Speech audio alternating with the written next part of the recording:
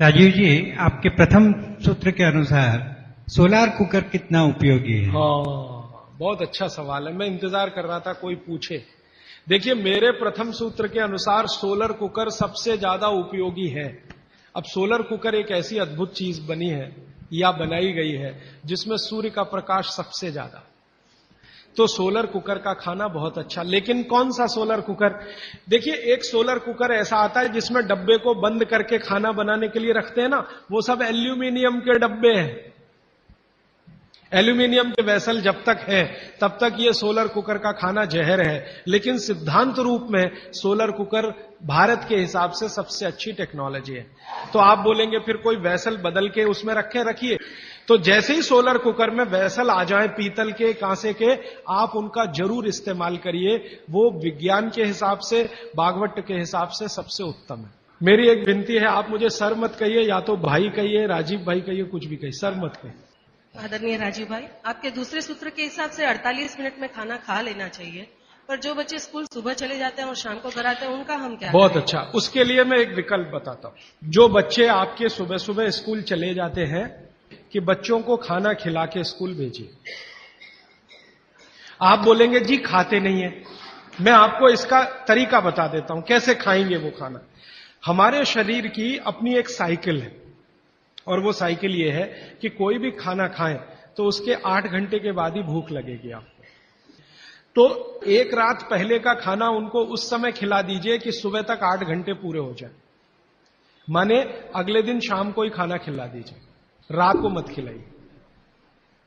शाम को 6 बजे तक अगर आपने खाना खिला दिया, 6 बजे तक, तो 8-9 बजे तक सोने की नींद उनको आई जाएगी।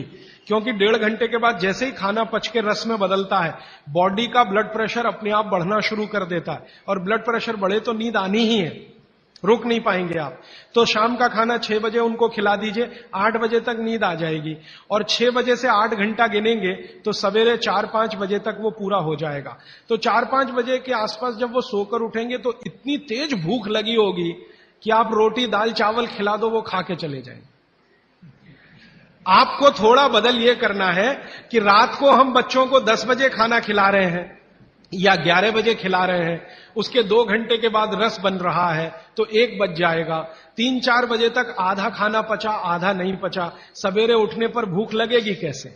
बच्चों को रात का खाना बिल्कुल बंद कर दीजिए। मैं आपको विनम्रता पूर्वक कह रहा हूं, इसको मैं कल या परसों बहुत विस्तार से समझाऊंगा, पूछ लिया आज आपने इसलिए कह रहा हूं। रात का खाना बिल्कुल बंद कर दीजिए, क्योंकि बागभट्टी जी का ये जो पहला नियम है ना, ये अभी मैंने आधा ही बताया।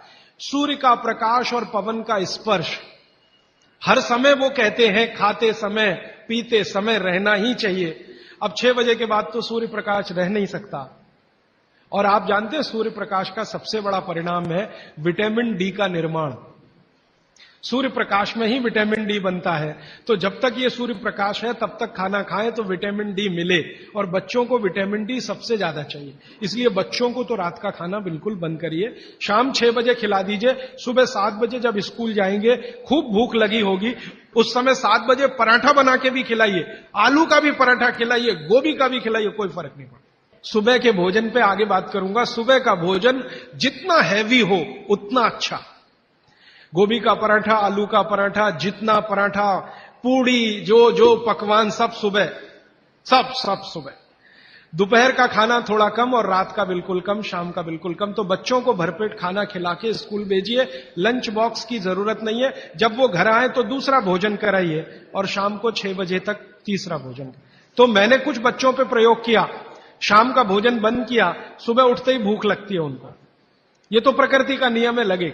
सारे जानवर, सारे पक्षी उठते ही खाना खाते हैं। आप देखो, चिड़िया है सुबह सुबह खाने पे लग जाएगी, गाय बैल भैंस बकरी सब सुबह खाने पे लग जाएगी, क्योंकि वो शाम को सूर्य के बाद खाना नहीं खाते। कोई गाय रात को खाना नहीं खाती, खिला के देख लो, जर्सी गाय को छोड़कर। जर्सी भारत की नहीं है, इसलिए उसको भारत का पता भी नहीं है, वो रात को 2 बजे भी खा लेगी। लेकिन भारत की कोई भी गाय, भारतीय नस्ल की गाय 6 बजे के बाद खाना नहीं खाएगी। तो भारत की तासीर ऐसी है, इस तासीर को ध्यान में रखकर रात का खाना जल्दी करिए, सुबह भरपूर भूख लगेगी। और निवेदन इतना ही है कि खाली पेट बच्चों को कभी स्कूल मत भेजिए। खाली पेट तो कभी मत दे।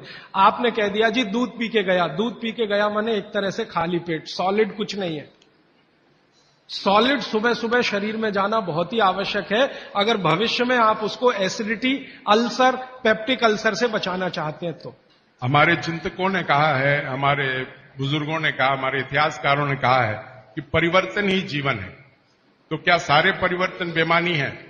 अगर ऐसा है, अगर परिवर्तन बेमानी नहीं है, तो ऐसे कौन से परिवर्तन है जिसे हम अपनाएं और ऐसे कौन से परिवर्तन है जिसे हम ठुकराएं? बहुत अच्छा, बहुत अच्छा सवाल है। देखिए, दुनिया में हर समय परिवर्तन होते हैं, ये प्रकृति का नियम है और यही जीवन है, ये बिल्कुल सही बात है। लेकिन हमें ध्यान ये देना है कि कौन से परिवर्तन हमारे अनुकूल है और प्रतिकूल है, बस इतना ध्यान देना है। अब इस बात को भागवत जी कहते हैं एक सूत्र में, अब आपने पूछ लिया तो वो सूत्र भी वो ये कहते हैं कि जिस आबो हवा और परिस्थिति में आप रहते हैं उसमें रहते हुए जो परिवर्तन होगा वो आपके अनुकूल है, और जो आबो हवा और परिस्थिति में आप नहीं रहते हैं वहां जो परिवर्तन होगा और आप उसको धारण करेंगे वो आपके प्रतिकूल है। अब मैं इसको और स्पष्ट करता हूं। यूरोप और अमेरिका में पिछले 100 साल में जितनी रिसर्च हुई वो उनके लिए बहुत अनुकूल है।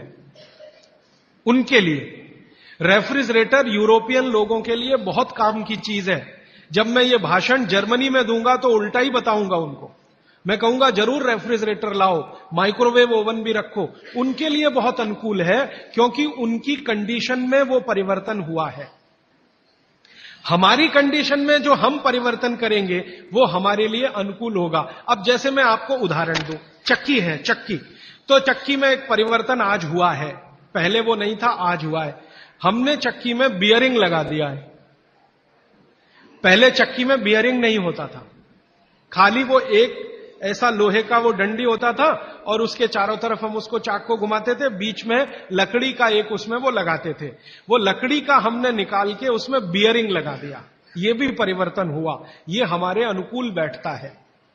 क्योंकि बियरिंग लगने के बाद उसका जो फ्रिक्शन है वो कम हुआ, और फ्रिक्शन कम हुआ तो हम कम श्रम में ज्यादा उत्पादन ले सकते हैं। श्रम तो हो ही रहा है, लेकिन जितने श्रम में हम पहले 1 किलो आटा लेते थे उतने ही श्रम में अब 3 किलो आटा मिल रहा है। यह भी परिवर्तन है, लेकिन ये हमारे अनुकूल है।